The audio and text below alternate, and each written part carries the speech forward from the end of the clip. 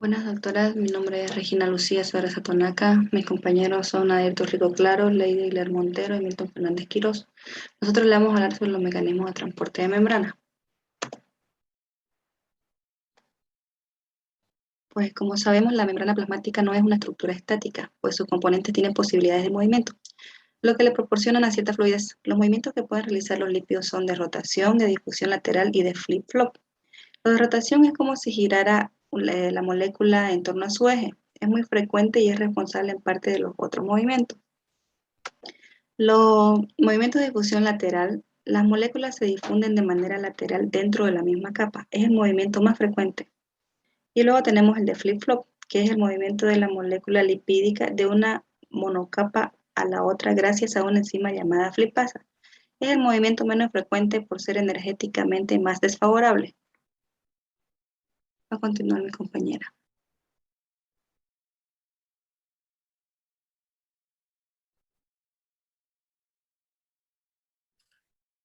Bueno, doctora, continuando con la explicación, bueno, vamos a hablar del transporte pasivo. También observando un poquito de lo que se ha trabajado en la maqueta, podemos observar, bueno, algunas partes, ¿no? De la membrana plasmática. Eh, Como sabemos, está constituida por una bicapa lipídica, donde podemos observar este de acá que estoy señalando, que es la proteína de canal. También podemos observar una proteína, ¿no? Integral. Podemos observar al lado derecho a la proteína alfa hélice. Y también vamos a ver lo que son las glicoproteínas representadas de color blanco en este caso. Bueno, ya entrando en el tema del transporte a través de las membranas, eh, vamos a tocar el transporte pasivo.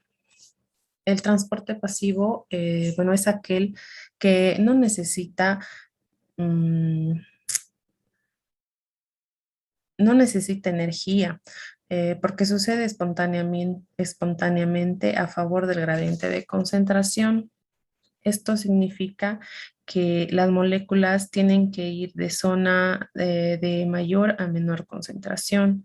Como no requiere energía, es un proceso espontáneo que puede suceder por ósmosis, por difusión simple o por difusión facilitada.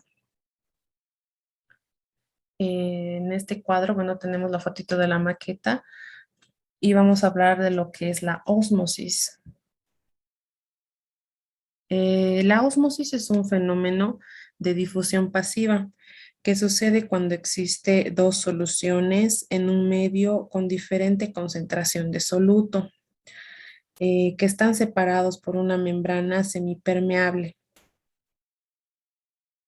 Este fenómeno se produce de manera espontánea sin necesidad de gasto energético.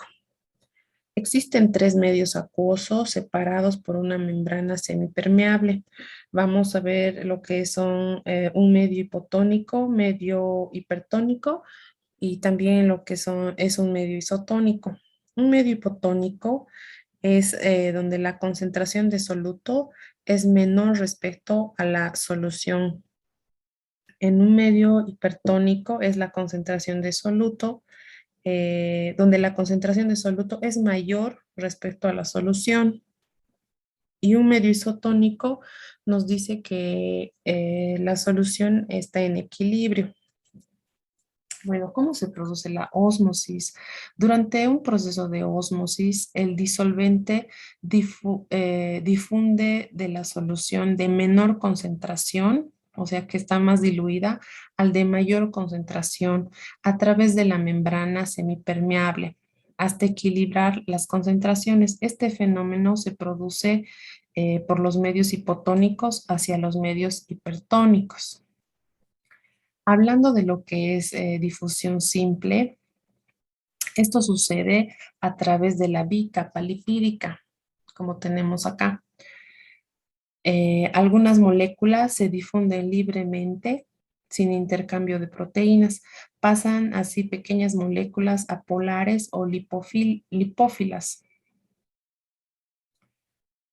La difusión simple se lleva a cabo por acciones de los enlaces de hidrógeno y se forman en las moléculas de agua y los solutos disueltos en esta. En un pequeño esquema podemos observar lo que es el transporte pasivo. Tenemos la difusión mediada por canal, representada acá, y la difusión mediada por un transportador.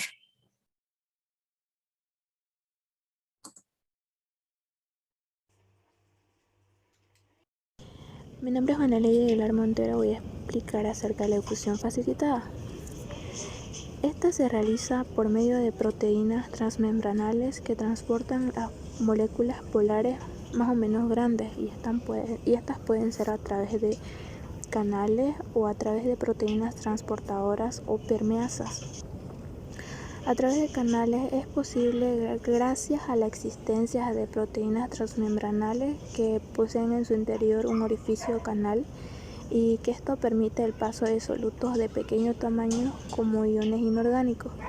La apertura de estos canales puede estar regulada por voltaje o por ligandos. Por ligandos, en la parte extrema de la membrana hay receptores específicos de hormonas y neurotransmisores, y estos actúan como ligando cuando una hormona se une a su receptor específico, y esta unión provoca un cambio en la conformación de la proteína, lo que permite la apertura del canal.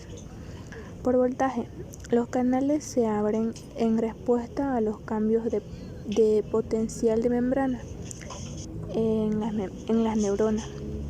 El potencial de membrana se produce cuando el flujo neto de iones a través de la membrana es nulo. A través de proteínas transportadoras o permeasas. Algunas proteínas de la membrana son unas enzimas llamadas permeasas o transportadoras. Y estas tienen una estructura complementaria de la molécula específica que dejan pasar.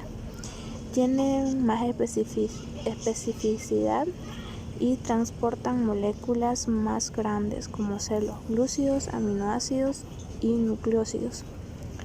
El paso puede ser por translocación del complejo enzima-sustrato o por variación en la conformación de la proteína. En la translocación del complejo enzima-sustrato, que al girar deja la molécula en la cara opuesta. ¿Cómo está, doctora? Mi nombre es Milton Fernández Quirós y voy a pasar a exponer lo que es el transporte activo. Este tipo de transporte se refiere al movimiento de moléculas a través de una membrana celular. Esto se da desde una región de baja concentración hacia una de más alta concentración, o también dicho en dirección opuesta a algún gradiente de concentración. Para realizar estos movimientos, el transporte activo utiliza energía de las células. En este tipo de transporte podemos identificar dos tipos de transportes, ya que los cuales son el transporte activo y el transporte activo primario y el transporte activo secundario. El transporte activo primario se refiere al proceso en el cual se consume energía química, como la que se deriva del trifosfato de adenosina o ATP. Mientras que en el transporte activo secundario se da este proceso, hace uso de algún tipo de gradiente, por ejemplo, el gradiente electroquímico. Ejemplos de este tipo de transporte activo podemos mencionar el transporte de la bomba de sodio y potasio y la bomba de calcio. La bomba de sodio-potasio mantiene constante el potencial de membrana, haciendo que el interior presente carga negativa y el exterior carga positiva. En el exterior de la célula hay mucha concentración de sodio, mientras que en el interior hay poca. Sin embargo, el potasio alcanza al interior a una concentración muy superior al exterior. Por difusión y a través del gradiente, el sodio tiende a entrar en célula donde hay poco y el potasio tiende a salir al exterior. Sin embargo, a la célula lo que le interesa es conservar el potasio dentro. Para ello tiene el mecanismo de transporte activo. Esto se da por el cual la bomba atrae 2 iones de potasio al interior y expulsa 3 iones de sodio hacia el exterior. Y esto está mediado por la hidrólisis del ATP. Eso sería todo en cuanto a lo que respecta al transporte activo, doctora. Va a continuar mi compañera.